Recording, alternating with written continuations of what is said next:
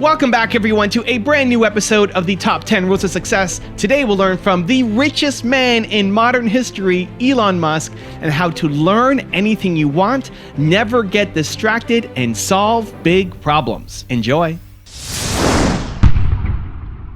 I think you really want to try to learn at every opportunity, and it's great to read books and talk to interesting people and learn as much as possible. I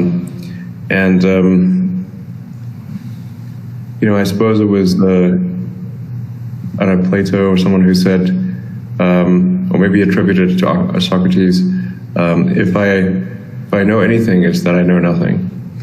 And so essentially, just taking that attitude that really, we wish to be less bullish over time.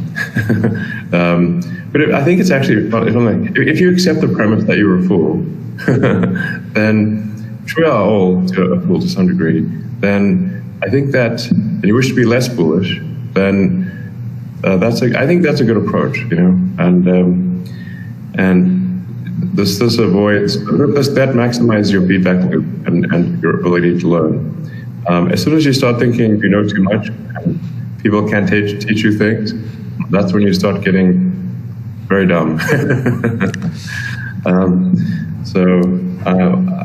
always try to learn new things and being able to talk to interesting people, and you can often learn more by the questions that are asked than the answers that are given. Rule number 2, don't get distracted. Our primary goal is to create the technology necessary to get people to Mars, in the absence of which, it's somewhat academic.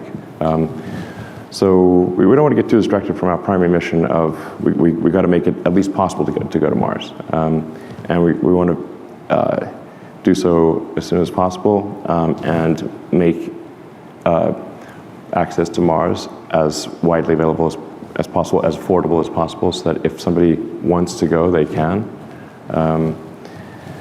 So that's our primary mission. There are many good causes in the world, but we got to be careful that we do not try to take on too many.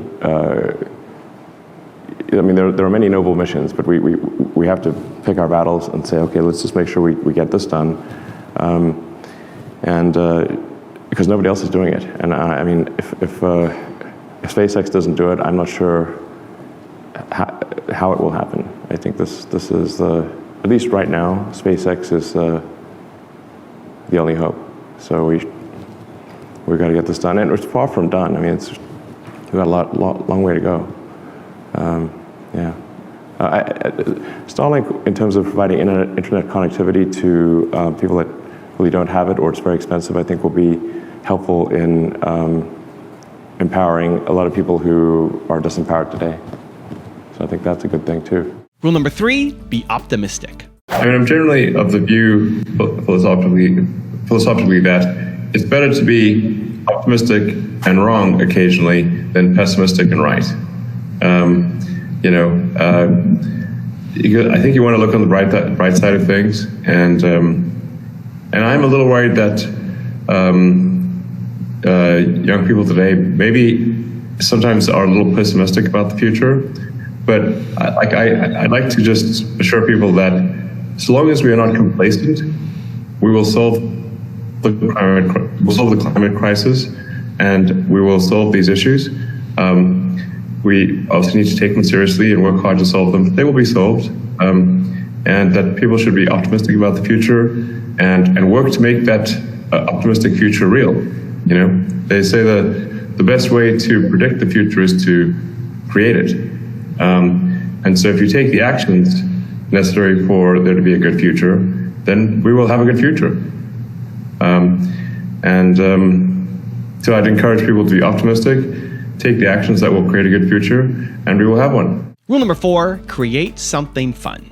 What was going through your mind? How amazed were you to see your Roadster up there with Starman just cruising along with the blue planet? And how long will we be getting live views, do you think, from the car? Well, I think it looks so ridiculous and impossible. And you can tell it's real because it looks so fake, honestly. Like, we'd have way better CGI if it was fake. And you know, the colors all look kind of weird in space. There's no atmospheric occlusion. You know, like everything looks too crisp. But we didn't really test any of those materials for, you know, is it space hardened or whatever, you know. So it just has the same seats that like a normal car has. It's just literally a normal car in space, which I kind of like the absurdity of that. And if you look closely, on the dashboard, there's a tiny Roadster with a tiny spaceman. So, because Hot Wheels made a Hot Wheels Roadster, and a friend of mine suggested, hey, why don't you put that Hot Wheels Roadster with a tiny spaceman on in the car too? I'm like, that'd be cool. Sure. So we did that. I mean, it's kind of silly and fun, but I think that's, you know, silly, fun things are important. And normally for a new rocket, you know, they'd launch like a block of concrete or something like that. I mean, that's so boring. And I think that's just the imagery of it is something that's going to get people excited around the world. And it's still tripping me out. I mean, I'm tripping balls here. Also, to make sure you're actually taking action after watching this video, I've designed a special free worksheet just for this video. The worksheet will highlight all of the lessons learned in this video, as well as pull out our 3 favorite learnings and quotes that will inspire you to actually do something. The worksheet will also give you space to write down what your key takeaways are and your specific plan of action to make sure you're getting results. If you want the worksheet designed specifically for this video, absolutely for free, there's a link in the description below. Go click on it and start building the momentum in your life and your business. I'll see you there. Rule number 5, solve big problems. I think AI safety is a really big deal. And we should have some regulatory agency that is overseeing AI safety. But there is not yet currently any such thing. And just generally any kind of regulatory agency done by the government will usually takes years to put in place.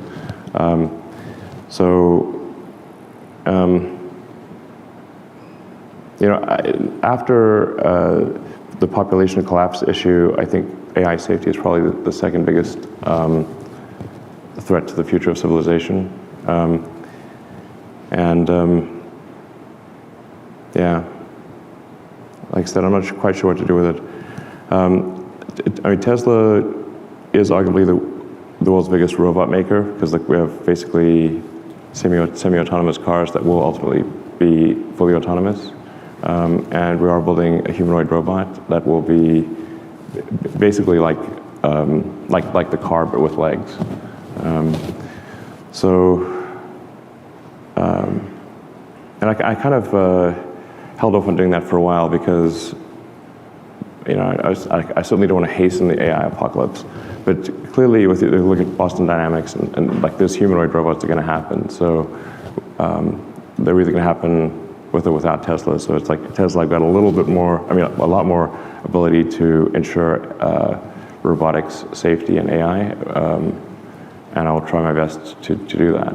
Rule number 6, be confident. My question's about failure. So I was just wondering, what are you trying at the moment, or what do you think you'll attempt in the future that you're not expecting to succeed at?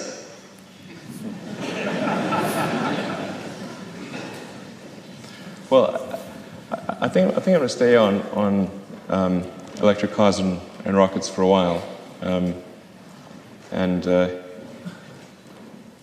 yeah, it was actually never my intent to run Tesla.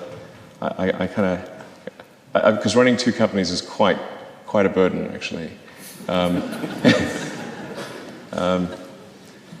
know, it's sometimes I run into people who think, oh, if you're CEO of the company, then they sort of imagine themselves, if they were CEO of the company, they would grant themselves lots of vacation and do lots of fun things. And it's like, that doesn't quite work that way. What you actually get is a distillation of the the worst things going on in the company. It's like, anyway, so the idea of taking on something more is very frightening. But I mean, possibly at some point in the future, certainly not the near term, there are. I think there's an opportunity to create an electric jet, essentially, and I do think one could create an electric jet that is really exciting. Something that would be supersonic, vertical takeoff and landing, pure electric, and just a big leap forward. I think that's a distinct. I'm quite confident it's doable, provided that there's a rough doubling of the energy density in batteries or capacitors. Or, basically around the 500 watt-hours per kilogram level is where it starts to make sense. And then there's, I do think there's the possibility of kind of a fifth mode of transport, which I've talked about, kind of mentioned tangentially, which is like I call kind of the hyperloop.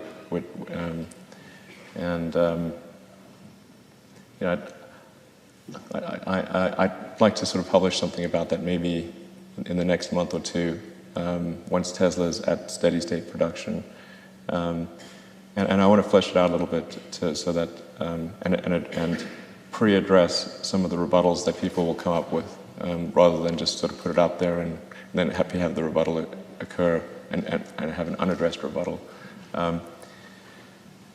But I guess a way to think of it is it's like a cross between a Concorde and a railgun. Rule number 7, seize new opportunities. Suppose to be 20 years old right now, where would you start your path from? I mean, if I was literally if I was just a 20-year-old right now in 2021, if I was 21 in 2021. From where would you start?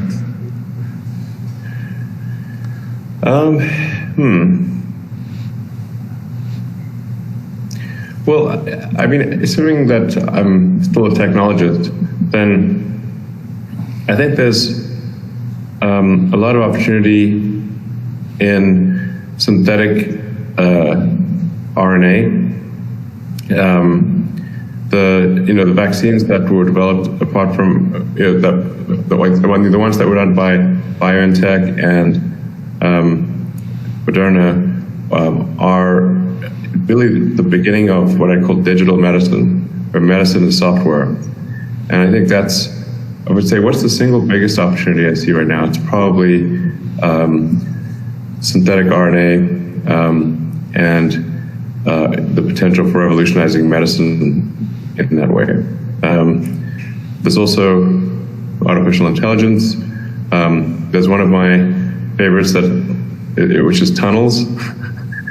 We need a lot of tunnels to address the traffic in major cities. And then there's obviously the continued electrification of transport with aircraft and boats, in addition to cars. Let's see. There's many other things that will come up as well. So I think we live at a very exciting time. If you look at the whole history of the world and humanity, this is a time of the greatest technological growth in history, and it seems to be accelerating. Rule number 8, deploy advanced technology. What is it that makes Starlink different to what's gone on in decades beforehand, Elon, but also with your new competition as well? What is it that makes you different? Yes. Well, when I gave a talk a few years ago about Starlink, I was asked for what's my goal for Starlink, and I said, well, our goal is not to go bankrupt, because as you point out, every other low Earth orbit communications constellation ever done has gone bankrupt. Now, some of them have emerged from bankruptcy but the, let's just say the original owners did not benefit from those constellations. So they've either gone bankrupt after. Most of them went bankrupt before even deploying their constellation fully, and even the ones that did deploy their constellation, they still went bankrupt. Now they did subsequently emerge from bankruptcy, but and obviously companies like Iridium and Orbcomm are doing reasonably well today, but not for the original owners. So step number one for Starlink is don't go bankrupt. That is, and then if we succeed in not going bankrupt, then that'll be great, and we can move on from there. But I do think from a technology standpoint, Starlink is quite different from prior LEO constellations in that the technology that we're deploying is very advanced.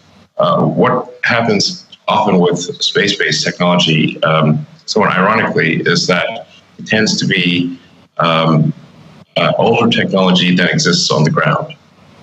So companies generally have been very conservative, so they've said, well, we want technology that's proven to work on the ground, and then we have to test it for years to make sure it's going to work in the vacuum of space with a higher radiation load and that kind of thing.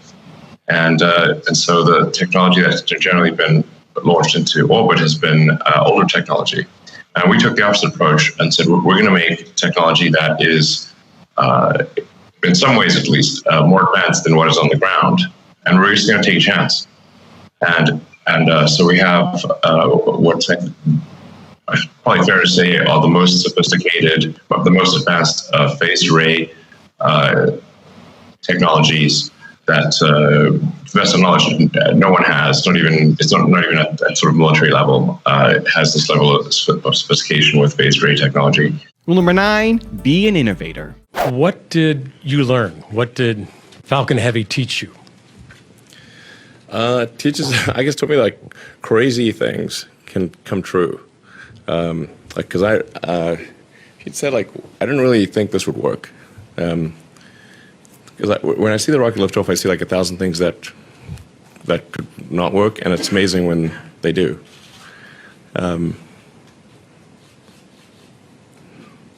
And I was really seeing the two boosters land synchronized, really just like the simulation. It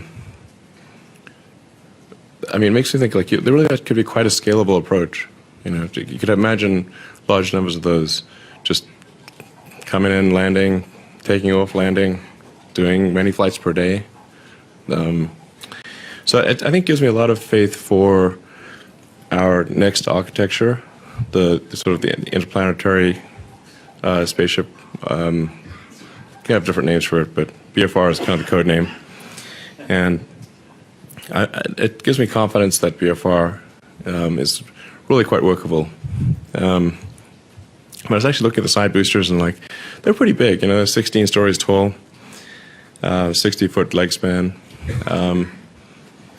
But we need to be way bigger than that. So I think it's given me a lot of confidence that we can make the BFR design work.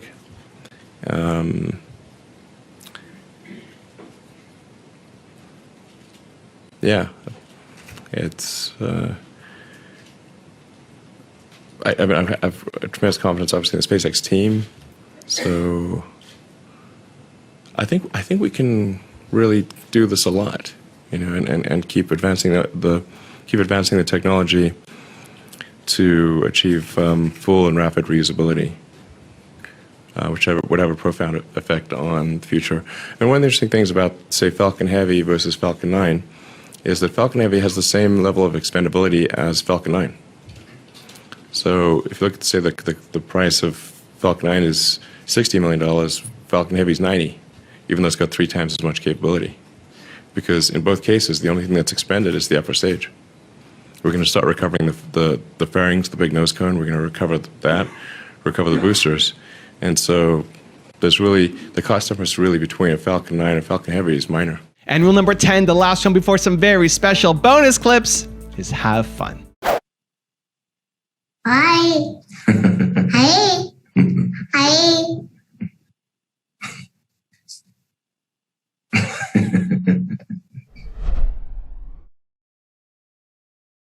People are going to get checked out and the cars are going to drive themselves into. What do you think about the ML human hybrids that we're kind of, embracing right now? How long are we going to have these crossover periods? I know you believe FSD is around the corner. Do you think this is really a problem, or are we going to teach people to deal with ML? Well, I mean, the transition period to new technology is always a little bumpy. Fair enough. But I think we publish the safety stats, like basically miles driven on autopilot and miles driven manually, and this, I mean, it's an order of magnitude different. So, like, people can say, oh, well, you're playing with the statistics. I'm like, listen, we're just saying miles driven on autopilot, miles not driven on autopilot, and there's a factor of 10 difference. So, I mean, even if we were, like, we're not fiddling with the statistics, that's just, this is not subtle, is what I'm saying. It's not subtle. The truth is that people are actually not great at driving these 2-ton death machines, and people get tired, and they get drunk, and they get distracted, and they text, and they do all sorts of things they shouldn't do. And then the cars, they crash, basically. Now, when we were embarking on the autonomy front, someone told me a thing that's quite true, which is even if you, for argument's sake,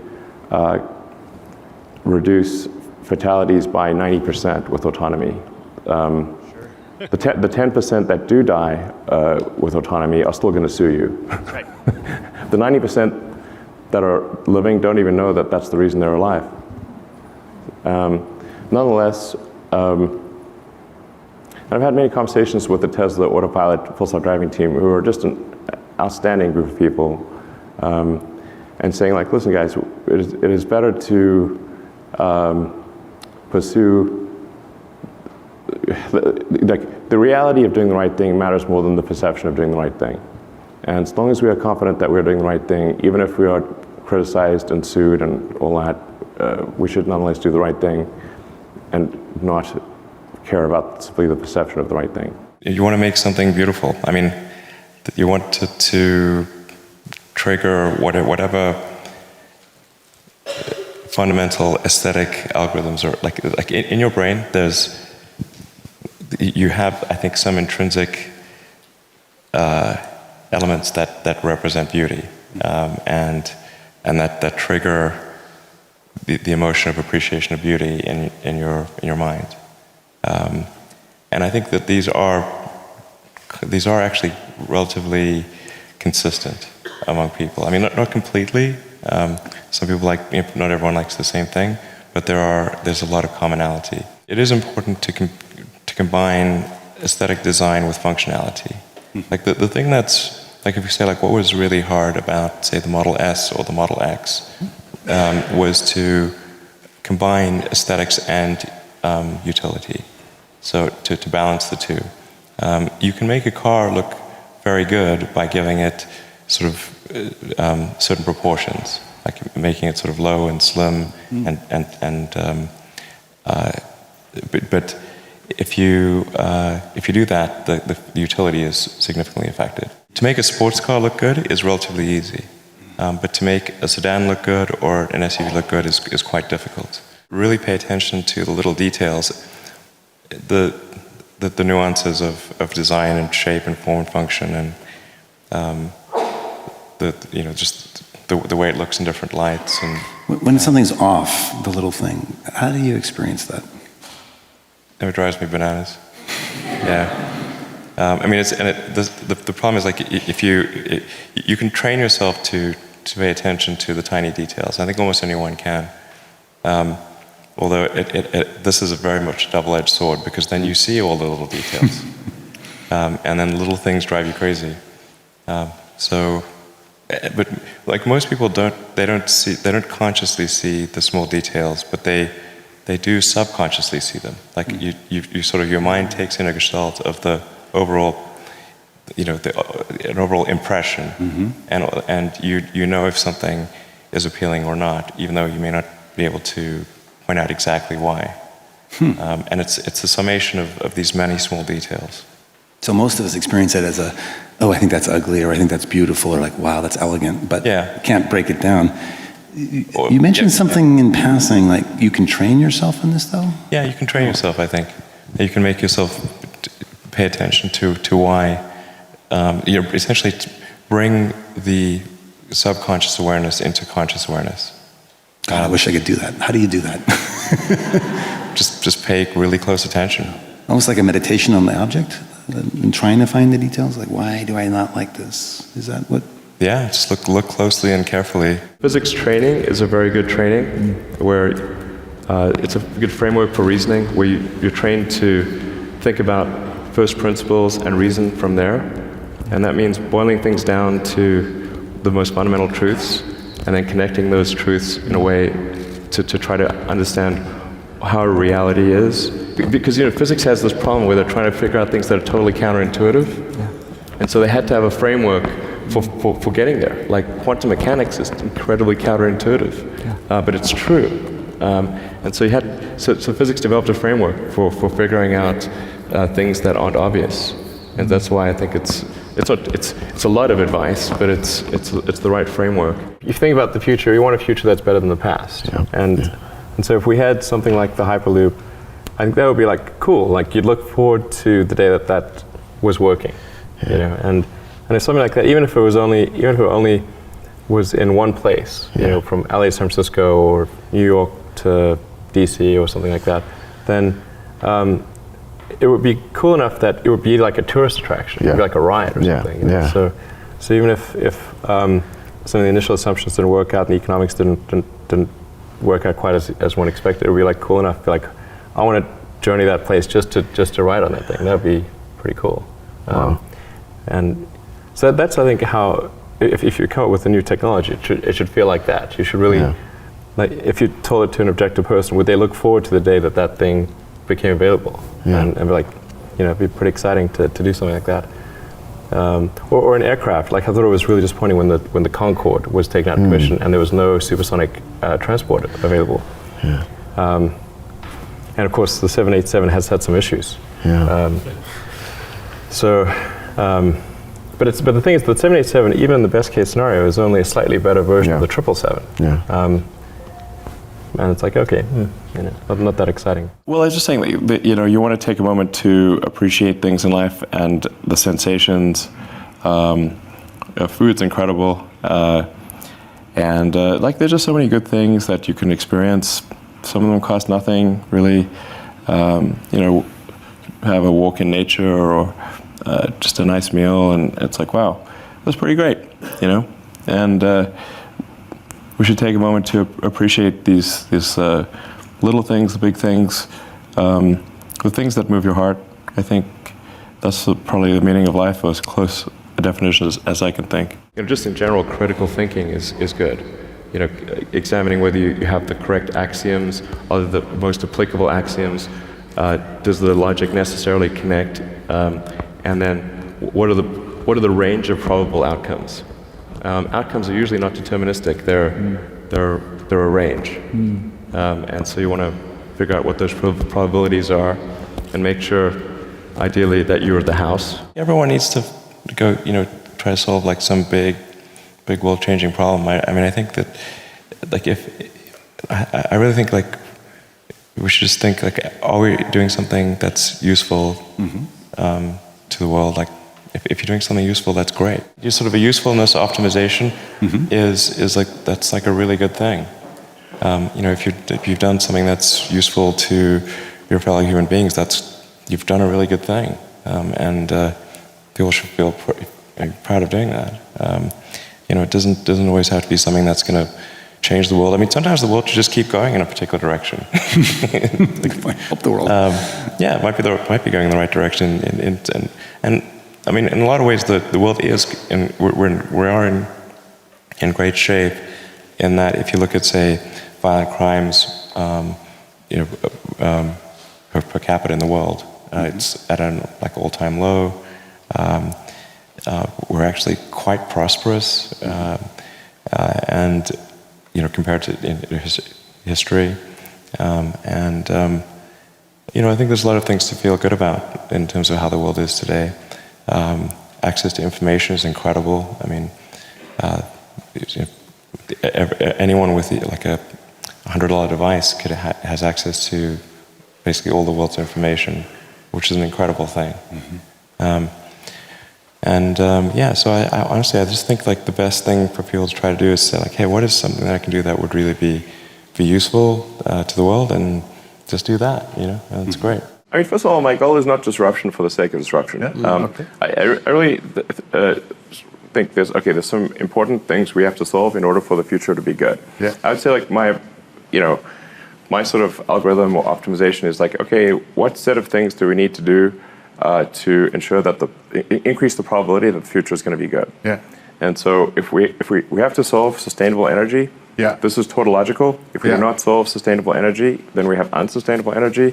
Then it's just a matter of time before before civilization collapses. We must, but even if there was not an environmental issue, since the availability of oil is limited, this is not something we can sustain long term. My original interest in electric vehicles was actually not environmental. It was out of concern, just studying physics, and I'm like, wait a second, we need to transition to solar electric, or we're going to have a problem, and we run out of oil, civilization collapses. That's a problem. Now, of course, the environmental concerns have added to the urgency, because the more CO2 we put in the oceans and atmosphere, the more we increase the probability that something will go wrong. Like I said, like things are much more probability as opposed to certainty. But I think it's an unwise experiment to dramatically increase the CO2 in the atmosphere and oceans. Given that we know we need to transition anyway because we'll run out of oil. So why run that experiment? It's not. It doesn't make any sense. We know we have to transition to a sustainable energy economy. Then let's just get on with it. Let's just get on with it and not run the crazy experiment and see what happens if the atmosphere has 2,000 ppm CO2. This is crazy. I wanted to spur ideas and thinking about the long-term need to capture carbon. I think this is one of those things that's going to take a while to figure out what the right solution is. And especially to figure out what the best economics are for CO2 removal. And all think through all the consequences. You don't want the cure to be worse than the disease. Sometimes people say, "Well, just plant a bunch of trees." I'm like, that's not so easy. Like a trillion trees. Sure, exactly. And then you got to like, okay, well, you need to get fertilizer. You're going to water them. Where's the water going to come from?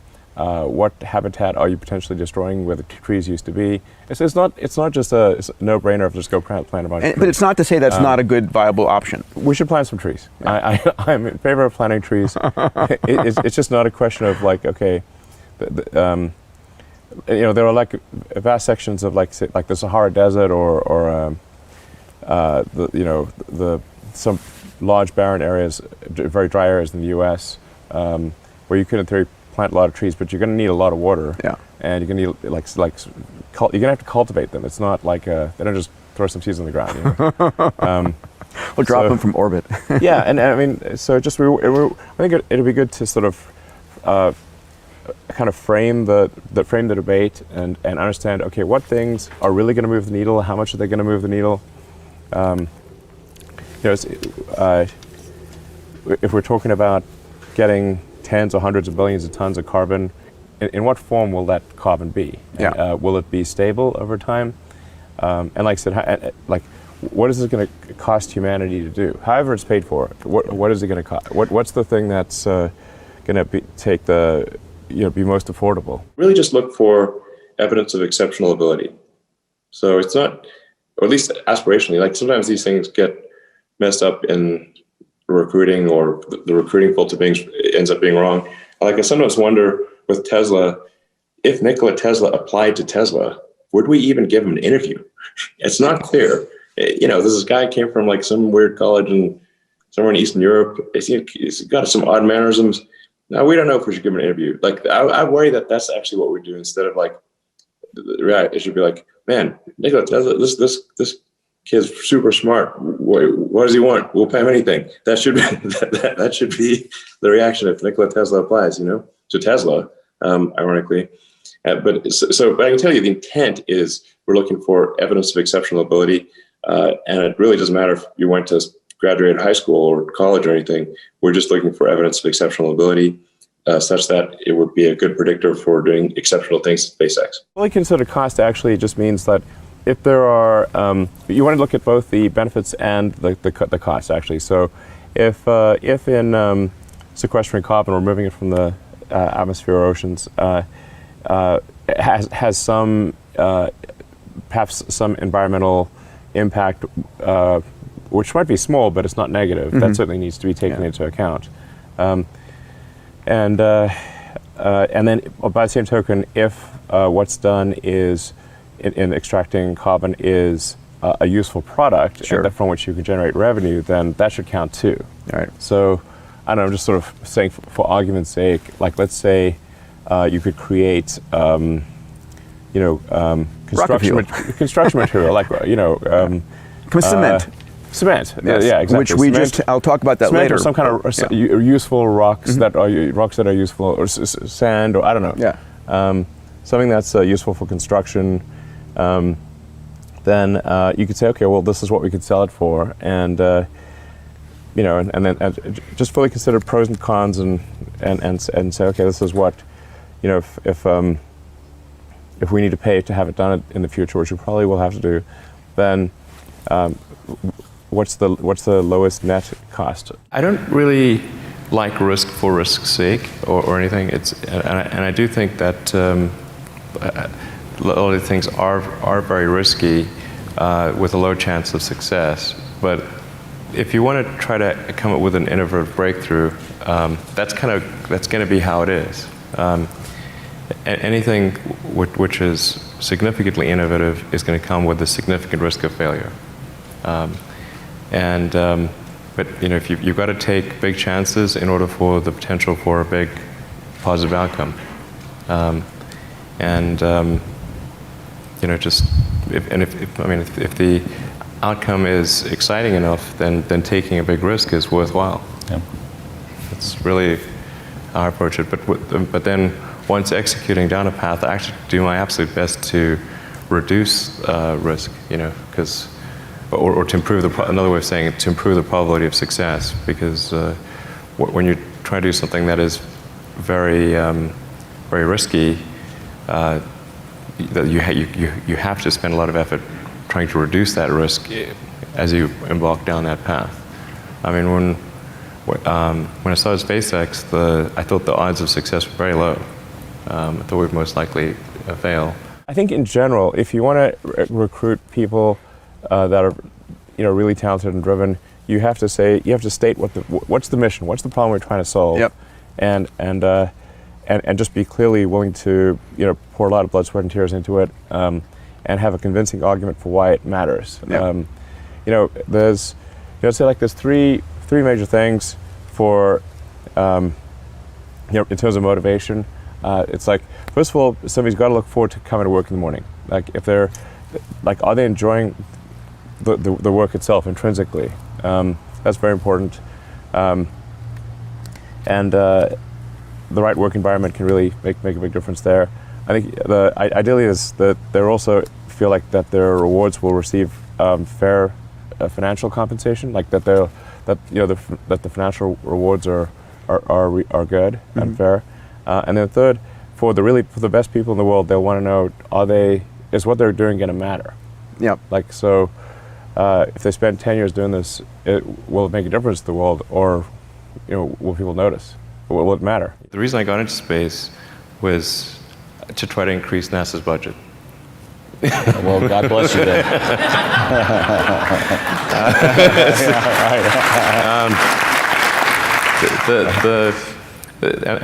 So I'll tell you, so the roundabout way I thought that might be accomplished was, I thought, well, if NASA's budget was larger, then we could do more in space exploration. And I thought, well, well, particularly if we could get the public excited about sending people to Mars. And I thought, well, if I could do a small greenhouse and send that to the surface of Mars with seeds in nutrient gel, and you hydrate the gel on landing, you have a little miniature greenhouse, and then you'd have, the public tends to get excited about precedents and superlatives, so it'd be like the, sort of first life on Mars, the furthest life's ever traveled, and you get people sort of excited about, well, maybe we should send people there, like the hell with plants, we should send people, Right. And then I thought, well, that could, if that could get the public really excited about sending people to Mars, then that would translate into congressional support for a bigger NASA budget. That was the goal. And then I didn't have enough money to buy, and I thought that outcome would have a 100% chance of no commercial success. So the 100% chance of losing all the money. So compared to that, SpaceX, which I thought maybe had a 10% chance of success, that was an improvement. I mean, if you're trying to convince the public to do something, you have to say, okay, how's this going to read? And what message are we going to try to convey? What will people respond to? What would I respond to if I was, sort of an objective member of the public? And so that's really, if you're trying to change people's minds or get people fired up about something, then you got to think, okay, what's that message? What's going to get them really excited? I was just very curious about the world and how do we come to be here? What's the meaning of life and all that? And I always had a really intense desire to understand things and learn.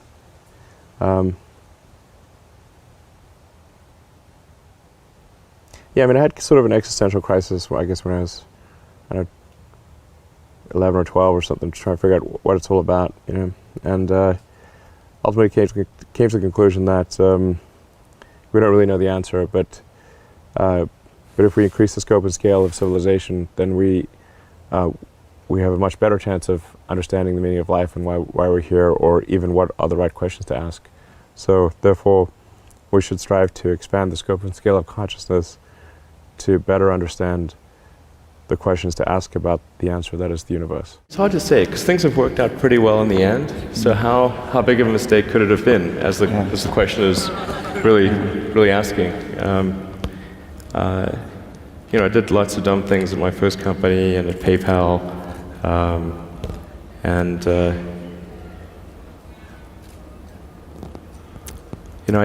think sometimes. I don't know. There's so many. I'm hard pressed to say this is the biggest one. Give us one or two. Okay.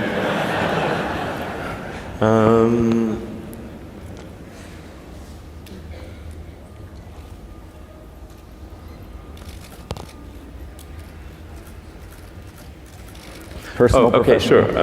So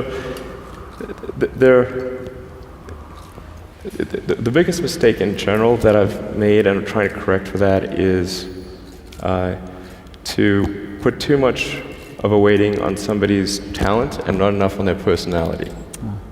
And I've made that mistake several times. In fact, then I would say, gee, I'm not going to make that mistake again, and then I would make it again. And I think it actually matters whether somebody has a good heart. It really does. I think I'm kind of constitutionally just geared to just keep going. I don't know. I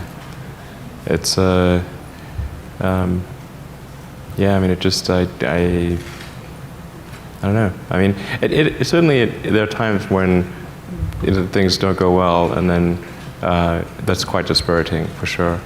And so then it's difficult to proceed with the same level of enthusiasm.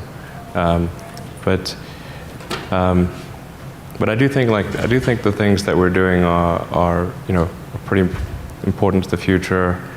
And if we don't succeed, then it's not clear what other things would succeed. And if we don't succeed, then we will be certainly pointed to as a reason why people shouldn't even try for these things. So I think it's important that we do whatever is necessary to keep going. The whole reason I started SpaceX was actually to try to increase NASA's budget.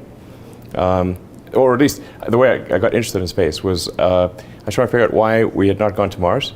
And then I thought, well, maybe we need to reignite public excitement in Mars. So I initially started off with the idea of doing this like philanthropic mission to send a small greenhouse to Mars, to get the public excited about sending life to Mars. And if we got the public excited, then they would tell their representatives in Congress and to increase NASA's budget.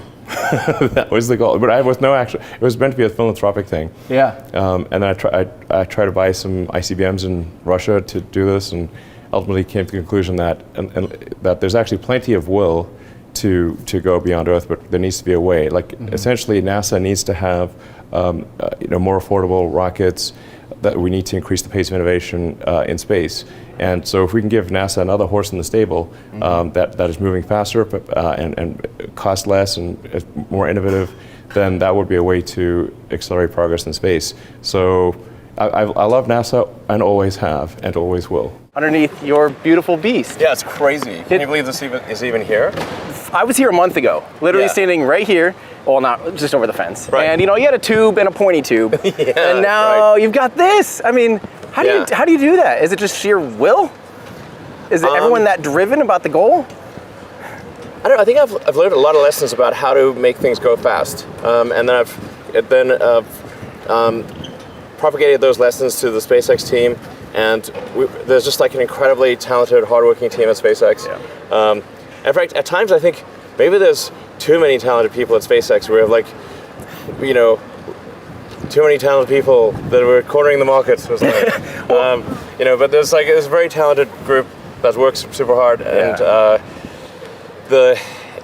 just taking the general approach of if a design is taking too long, the design is wrong, and therefore the design must be modified to accelerate progress. One of the things I think that quite important for the future to be good, and obviously, in order for the future to be good, we have to have sustainable energy. So we have to have sustainable production and consumption of energy. That means making solar panels low cost and making electric cars appealing. And then we want to become a multi-planet species and a spacefaring civilization. So there's rockets. And then there are some things that I thought, well, it'll affect the future, but I'm not sure if it's good or bad, like AI.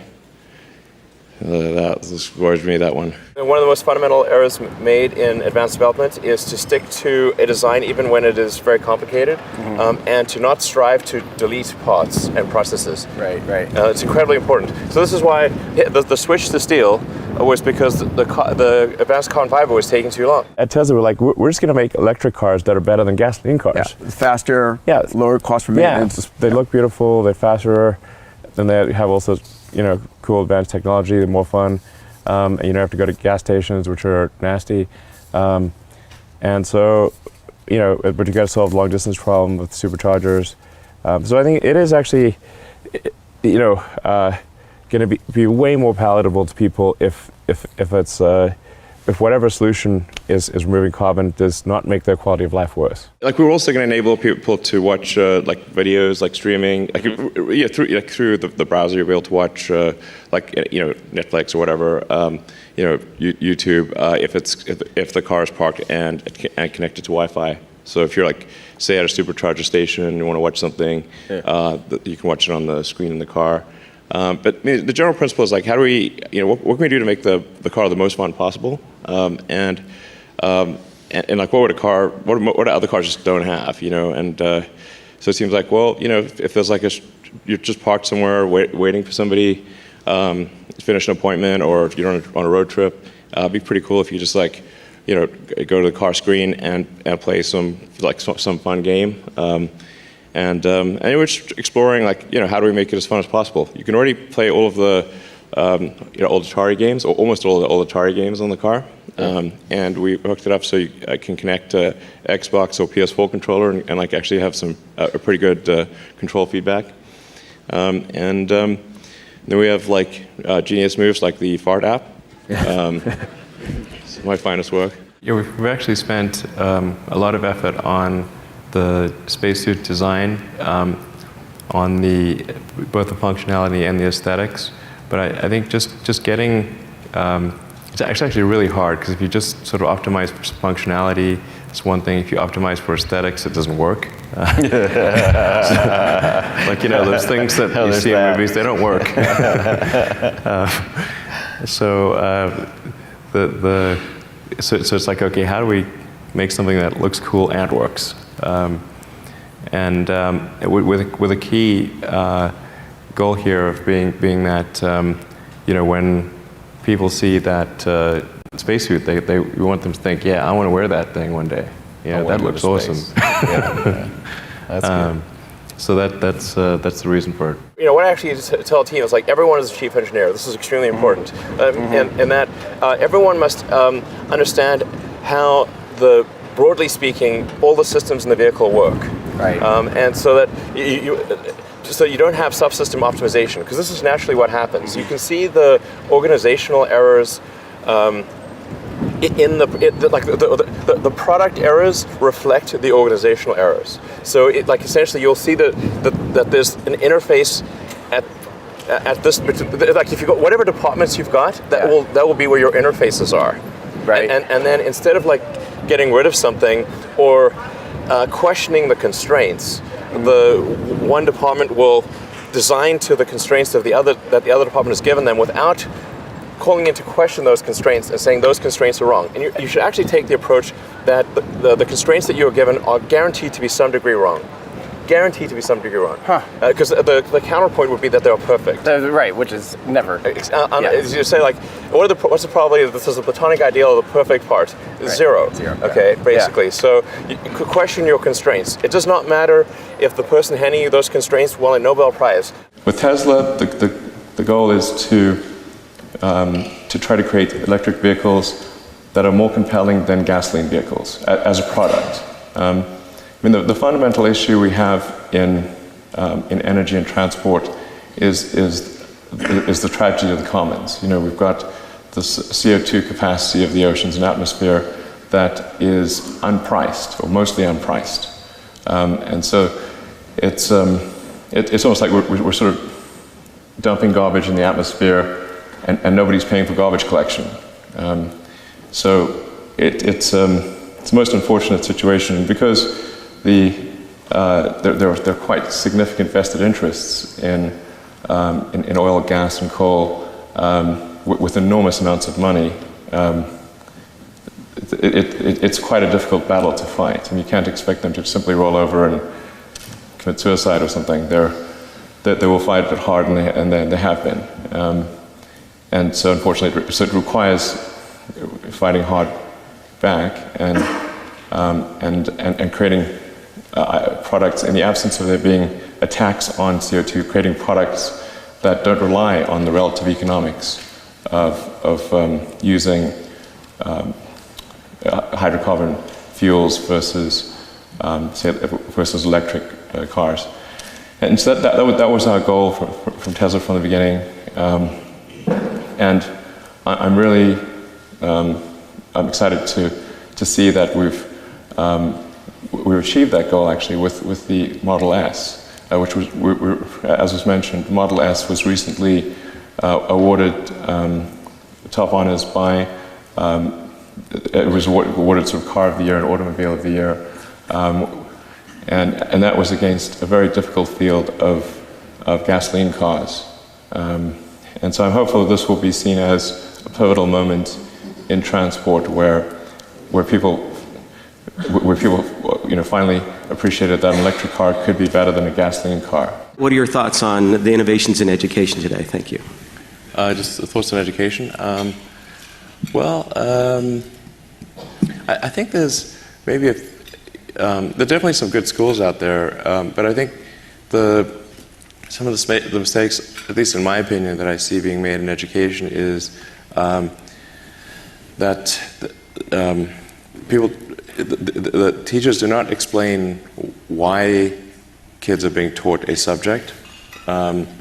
Just sort of get dumped into math and like, well, why are you learning math? What's the point of this? This seems like some, for some people, like maybe it's, I don't know why I'm being asked to do these strange problems.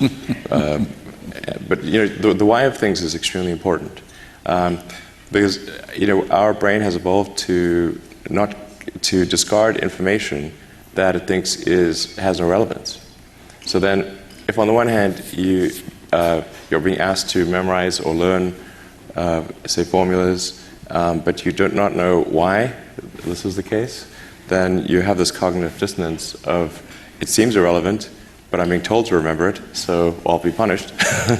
so I better remember it. But so the why of things is very important, and then being able to, and then picking kind of a problem, and then using various educational tools to solve that problem, like using math or physics or economics to solve that problem, is far more engaging than teaching the tools. It's the difference between if you say, well, we're going to take apart this engine and see how it works and put it back together again. And then in order to take the engine apart, we need wrenches and screwdrivers and a winch and Allen keys and whatnot. And then in the course of solving the problem of taking the engine apart and putting it back together, you learn about wrenches and screwdrivers and all the tools that you need. And then now you understand the relevance. This is why wrenches are important. Whereas if you had a class on wrenches, you'd be like, why does not seem that great? So tying it to solving a problem is, I think, very powerful for establishing relevance and getting kids excited about what they're working on, and having the knowledge stick. If you're going to try something innovative, then you're in unexplored territories, so the odds that something will go wrong are pretty high.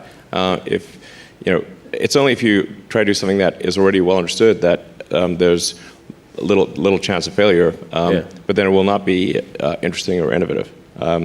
So, for sure, uncharted territory will result in failures necessarily. Otherwise, you're not trying hard enough. SpaceX, you have said you started with the specific intention of getting to Mars. Well, the origin of SpaceX was actually not. My interest in space, my initial thought in space was that it wasn't possible to create a company, and I mistakenly thought that the reason that we'd not sent people to Mars was because we'd lost the will to explore or something, or like maybe that, and I thought, well, maybe that needs to be reignited, and so I came up with this idea to do basically a philanthropic mission to Mars with a 100% probability of losing all the money, in order to reignite interest in that goal. But after a while, I realized that was a mistake. I mean, particularly the United States is a nation of explorers. Came here from other parts of the world. I think more than any other country is a distillation of the human spirit of exploration. There's no lack of will. But people need to believe that there's a way, that a way that's feasible and that it's not going to bankrupt the country, and their living standard won't be materially affected. And then I think they're super keen on that goal. I think like sci-fi movies, video games, or video, and really I think people spend a lot more time on video games and movies these days. Can be pretty inspiring and thought-provoking about what's the future that we want. What are some like impossible-sounding technologies that maybe could work somehow? Like there's conceivably a way to do warp drive, but it's such esoteric, super out on the edge physics, because technically you cannot go faster than the speed of light, but space can travel faster than the speed of light. That's what's meant by warp drive. But the amount of energy you need to warp space is unbelievably gigantic. So, you'd have to be converting matter to energy at a rate that cannot conceive, really. It can't be like something like, well, if we just convert 1 Jupiter per second to energy, then problem solved. That's a lot, and there's not many Jupiters. So, and there might be a bit of radiation around that.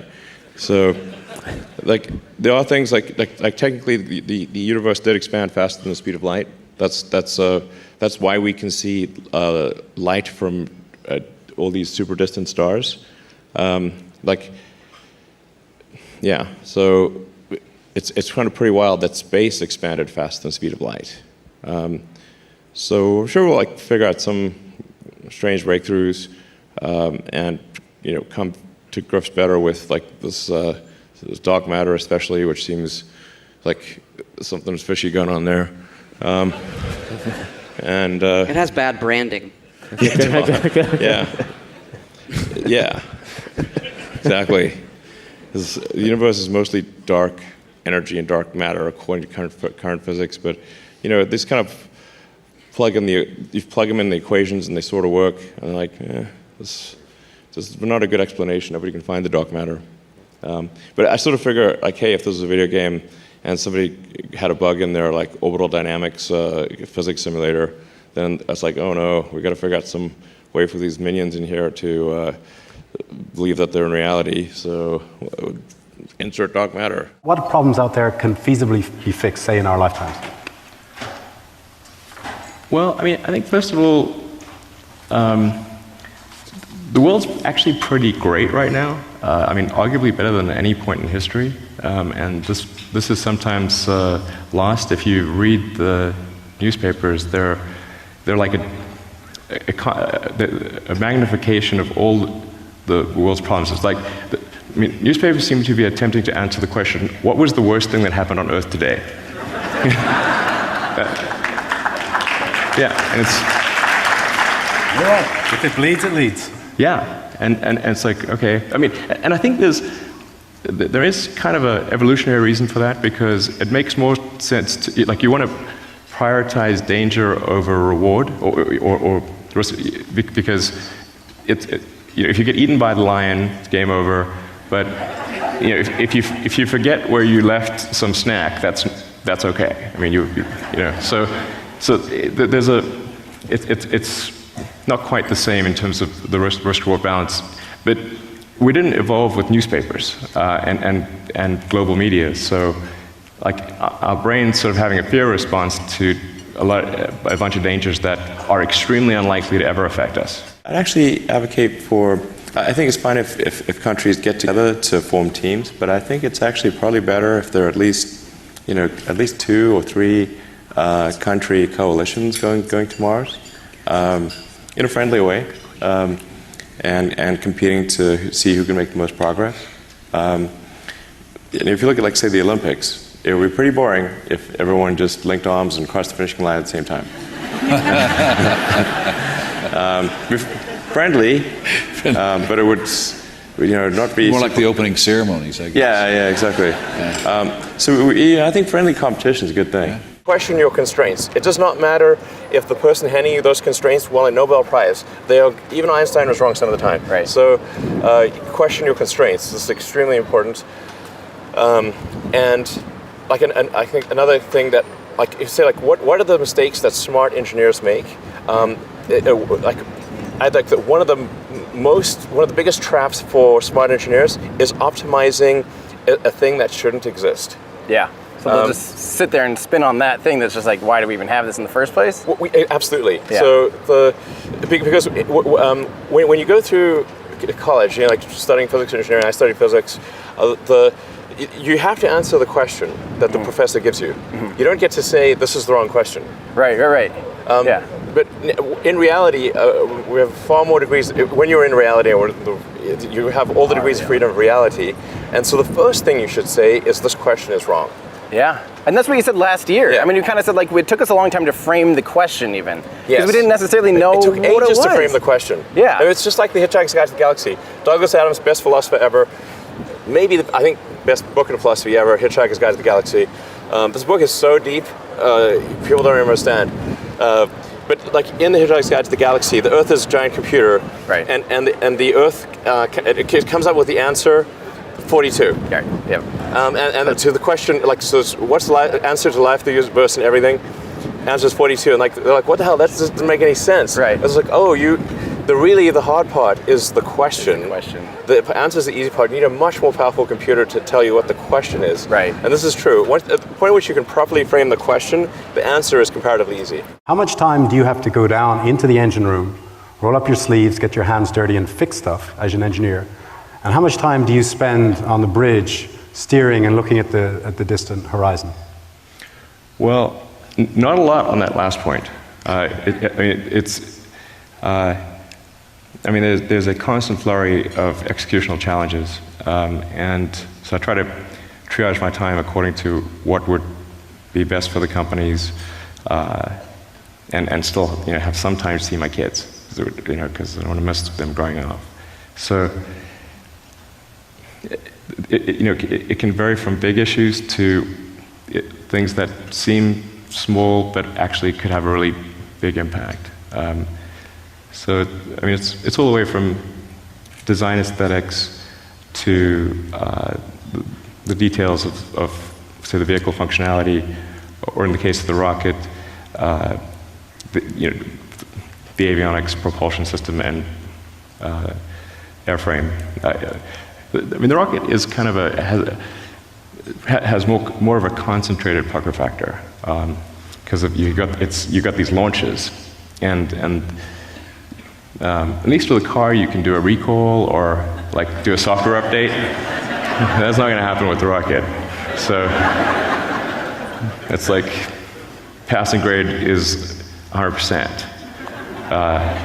which induces anxiety. Have us all just implement rigorously is the sort of 5-step process. First, make your requirements less dumb. Your requirements are definitely dumb.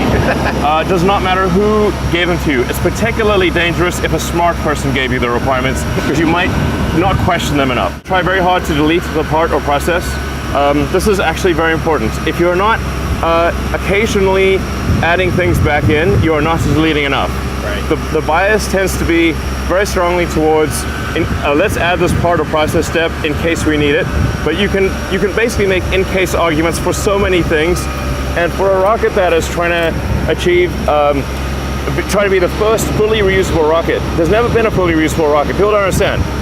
This is like the holy grail of rocketry. 100%. Okay.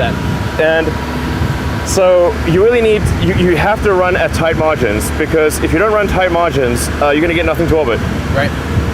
So you got to delete the part or process step. Super important. Step 2, delete the part or process step. If you're not deleting a part or process step at least 10% of the time, basically, if you're not adding things back in 10% of the time, you're clearly not deleting enough. Right. And then only the third step is simplify or optimize. The third step, not the first step. The reason it's the third step is because it's very common, it's possibly the most common error of a smart engineer is to optimize a thing that should not exist. Right. Okay. Right. And you say, well, why would people do that? Well, everyone's been trained in high school and college that you got to answer the question, convergent logic.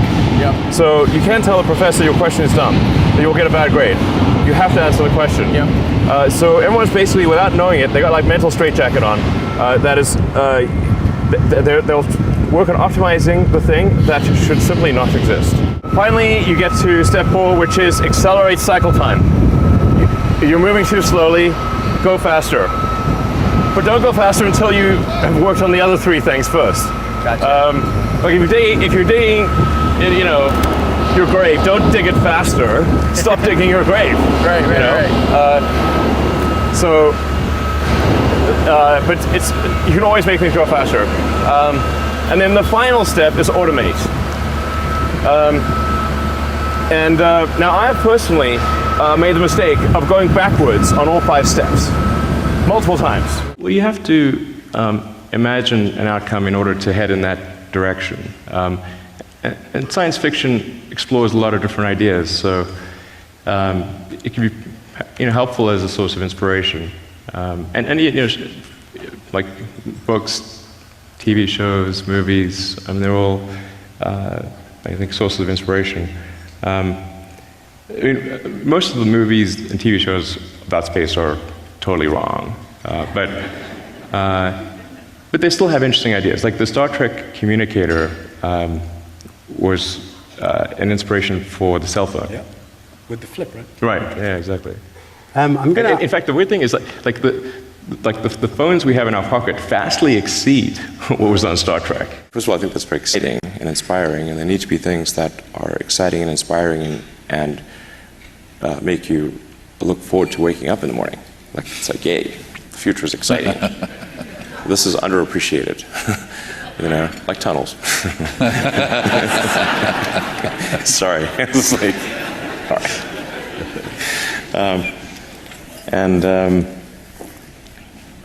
You know, but there's got to be things that make you excited about life. Like, you know, it can't just be problem solving, you know, one sort of miserable problem after another. It's got to be like, I'm fired up about the future, and here's why. You know, and space is one of those things that does that for people all around the world. You know, when Apollo 11, you know, when they landed on the moon, I mean, that was something for all of humanity. It really was. You know, and people would, you know, if there's like one TV for 50 miles around, people would walk. You know, they'd walk 50 miles just to go find that one TV to watch it happen. So, you know, sometimes people think, well, what about the poor nations of the world? They're like, you know what, it inspires them too. You know, we need things like that. I think like if you're like trying to work on something, and like my experience is like it's really hard to if you're trying to figure out what others love but you don't love it, it's really hard to make that great. So when you work on something, if you fall in love with it, that's a good sign. And then don't worry about if others do. If you do, others will. An important thing in innovation or trying to create new things is to try really hard to do that, which may sound incredibly obvious, but that's what I find is most often what people don't do. They actually didn't try super hard to come up with something new. And it is helpful to have cross-pollination of industries. I mean, it's been quite difficult to run SpaceX and Tesla, but there has been good ideas. You know, since I got both in my mind space, this good ideas going back and forth. For example, on the car, with respect to the car, the Model S is the only all-aluminum body and chassis car made in North America, and very few cars are all aluminum. In the aerospace industry, that's the default. So it seemed like obviously the right move in order to minimize the non-battery pack mass of the car. So in order to offset, you know, a fairly heavy battery pack, we had to make the rest of the car light, but still achieve a 5-star safety rating.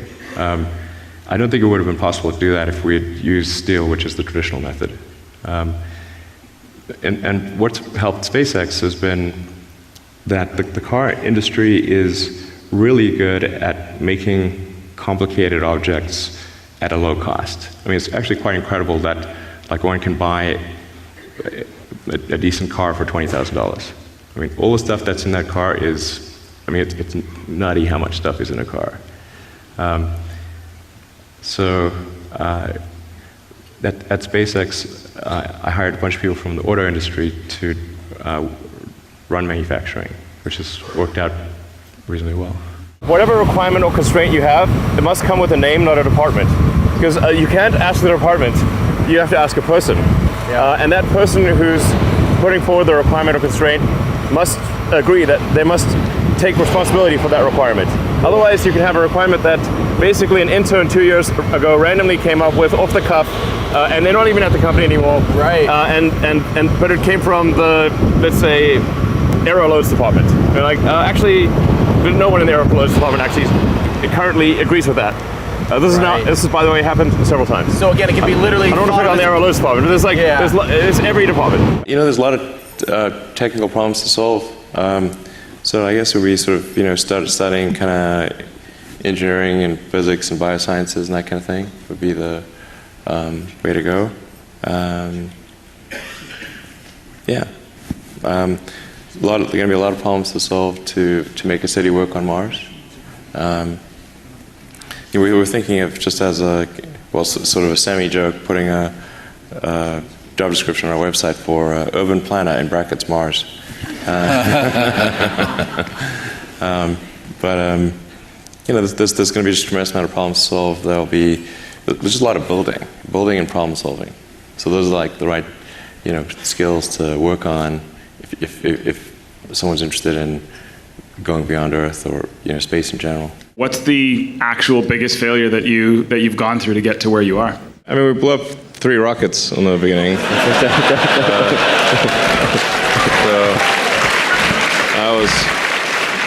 that was bad. We actually only had enough money. Originally, I basically took all the money I made from PayPal, put it into SpaceX, to creating SpaceX, Tesla, and SolarCity, and initially figured I'd keep half of it, and then I spend the other half on these crazy adventures that would probably fail. And then, unfortunately, they needed all the money. So, so I had to give them all the money. And then I didn't have a house or I had to borrow money for rent. That was pretty difficult. That was back in 2008.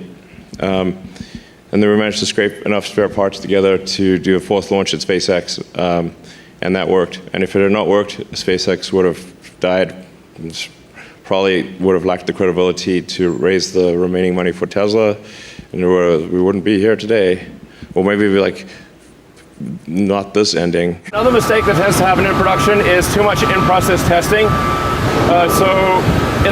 When you're first setting up a production line, you don't know where things are breaking. You don't know where things are breaking, so you'll test like work in process at various steps. And because you want to isolate where's the mistake occurring. So a very common issue with production lines is to have is to not remove the in-process testing after you've diagnosed where the problems are. So basically, if you have like a very high acceptance, if things are getting to end-of-line testing and are passing, then you don't need to do in-process testing. So. But what tends to happen is there'll be an initial development engineering team that will be basically debugging the production line, but then they will forget to take out the in-process testing steps. So then what happens is the in-process tester will often choke the cycle time, choke the line production time. It'll be like the limiter. It'll also have some number of false positives and false negatives. But I mean, it'll be like false positives, then you're rejecting good parts. Right. Really in volume production, if things are working well, you're really just taking a risk. Will this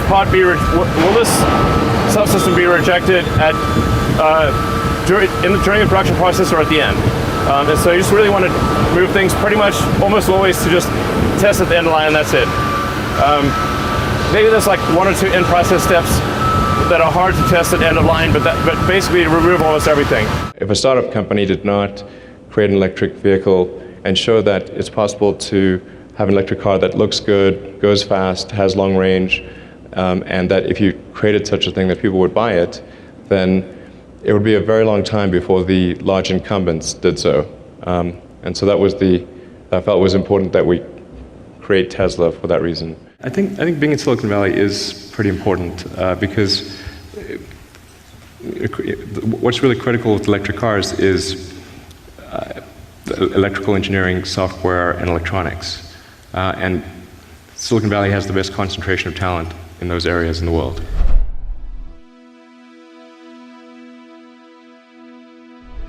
Because you made it this far in a video, I want to celebrate you. Most people start and don't finish. Most people never actually follow through. Most people say they want something, but they don't ever do the work to actually get it. But you are different.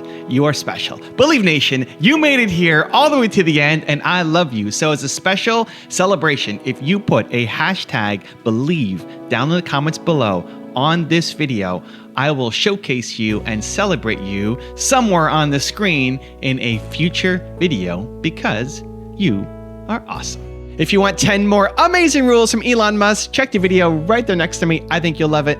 Continue to believe, and I'll see you there. And unfortunately, the 4th flight worked. And if it hadn't, SpaceX wouldn't be around because I'd basically run out of money.